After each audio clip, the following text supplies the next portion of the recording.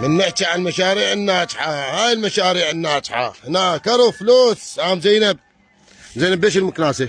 بألف دينار المكناسة. ام زينب بالجمهورية يم السماكة، هاي السماكة وهاي ام زينب وبصف فلاح ابو الكرف، هذا اللي يكرف كرف فلوس. ام زينب ليش تبيع المكانيس؟ على ايجار والعيشة، عيشة مال بناتك قاعدة ايجار؟ وين قاعدة ايجار انت؟ بالموفقية. ام زينب من اهالي البصرة طبعا وساكنة بالموفقية وصاحبة بنات. ام زينب صايمة؟ صايمة. طبعا ان شاء الله اهل الخير واهل الرحم ما راح يقصرون. ام زينب تبسط يم السماكه بسوق الجمهوريه، اكرر بصف فلاح ابو الكرف.